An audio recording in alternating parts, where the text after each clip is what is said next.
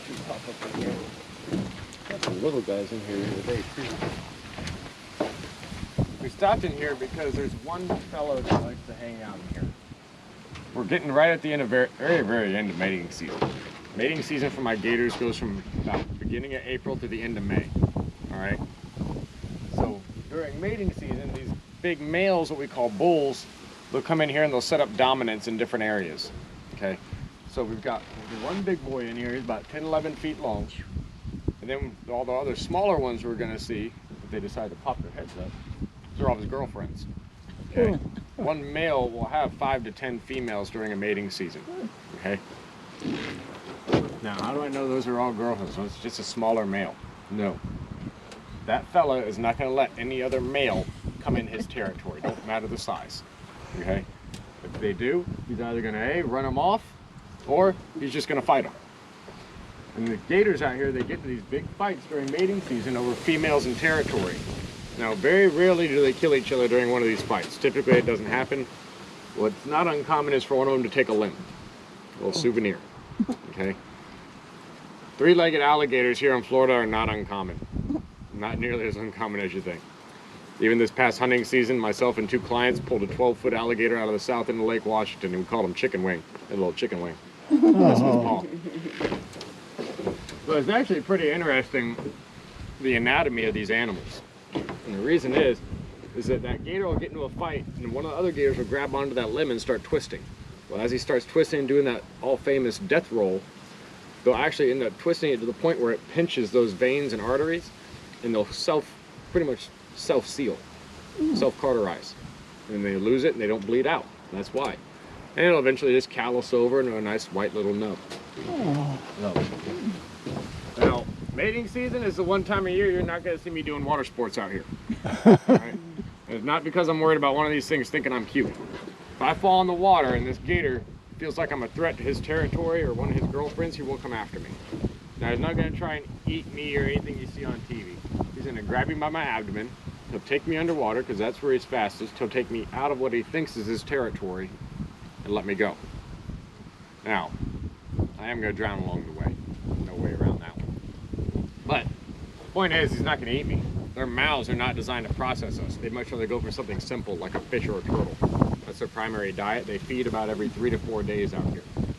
So, outside of mating season, I've been water skiing, wakeboarding, and tubing in this lake my whole life. And we house 200 to 300 gators in Lake Washington year round. I've never been attacked by one. Still got all my fingers, got all my toes. Still whole. Okay.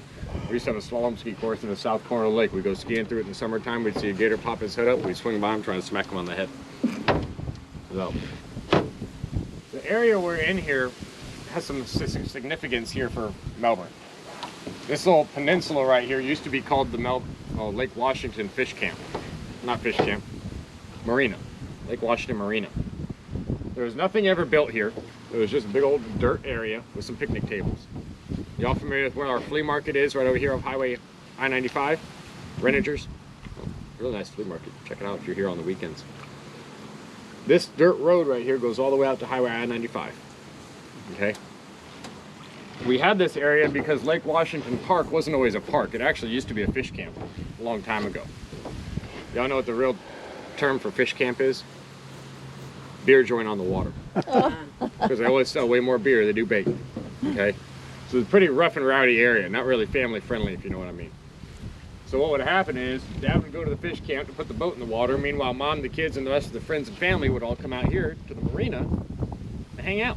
This is kind of the base operation for the day. Everybody have their picnic tables, they'd go out water skiing, have fun out in the lake, and then come back here and enjoy lunch or do whatever. Eventually, the Lake Washington Fish Camp went away, so there's no real need for this area anymore. So it became overgrown and desolate, as it is now. Later on, this was renamed Sarno Extension. Okay? For us, this is our Friday, Saturday night hangout spot in high school. Come out here, put the airboats in the water, go driving through the marshes out here, catching bullfrogs and alligators. Whoever came back with the most after an hour won. That's bragging rights for the week. We'd let the gators go. We'd keep the bullfrogs because deep fry them bad boys. Frog legs delicious.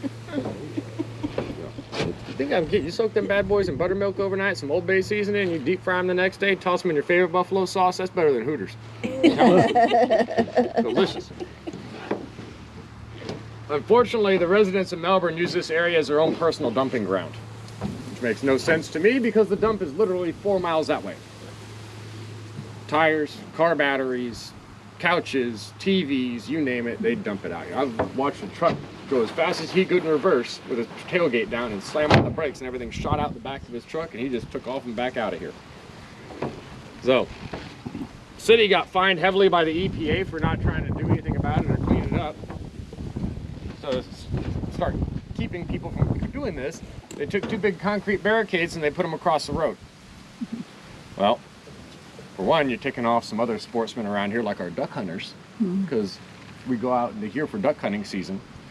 And so what they would do is get some heavy chains in your pickup truck. Barricade slides pretty easy on the asphalt. They move them out of the way, come back in here, do their duck hunting and whatnot for the day, and then move them back across the road when they left. But the city of Melbourne caught on to what they were doing. Didn't take them too long. So they pulled the barricades out and they took a big old backhoe and they dug a giant trench across the road. So get across that, boys. Okay, you win. So now this area is a wetlands mitigation, wildlife conservation area. Technically, if we were to go past this little bend in the canal right here, we'd be trespassing. So that's why we're stopped here. We clean it up about 3 or 4 times a year. We come out here with our boats and we'll dredge down these canals. Looks like a big old pitchfork we put down in the water. And we sit there, we just try to rake off the bottom. But I mean, you're talking about 50 to 70 years worth of trash. So it's taken a long time. Even last year we were out here doing it. And turned out they're driving the boat, dredge going. Boom. We got 20 bucks as that was a couch. Sure enough, pull a lazy boy out of the water. So, but we have been making some progress, which is really great. This canal, and then there's another one right on the other side of the roadbed here. These are our drainage canals for the city. One of many we have that feed into Lake Washington here, so that way we'll get hurricanes and things like that. So a place for the water to go. So, but we're gonna get cranked up. We'll start our way out of here. These guys are gonna be stubborn apparently. It's okay though. We'll start our way back in the river and see who all we can find hanging out back in there. Now, before we leave though, did y'all notice the holes in the bank right here when we came in? Yeah. Are they alligator nests? Huh. That's from those fish I showed y'all. Oh, wow. Oh my heavens. The sucker fish, the cossamus. Ooh. Because this water is typically much higher. Usually the water is level with the banks. So now all that's exposed. Those fish dig these holes to protect them from predators. Alligators, ospreys, eagles, hawks, great blue herons. Something comes after them, they swim into their hole, and since they're a species of catfish, they got barbs in their fins. So they go into their hole and they put their fins out and it locks them into their hole. So they can't get drug out by whatever's trying to eat them. Okay? Now, that's all well and good for that fish. Unfortunately for us, now it causes major erosion issues with the St. Johns River and its estuaries. Because they dig all these holes and our boats go flying up and down the river, and the wake of the boat washes in and out of those holes, washing the dirt out. And then as water levels come back up and the current comes back, it starts tearing away at the already weakened riverbank even more. So now every year the river and its estuaries get ever so slightly wider, while it also gets shallower from that eroded dirt filling it in. All because of somebody won't let their pets go. It's ridiculous. I'm still amazed to this day of the fish that are caught out of here that don't belong in here. A buddy of mine 9-10 months ago caught a 5-pound goldfish out of here. Oh my God. Thing was that big.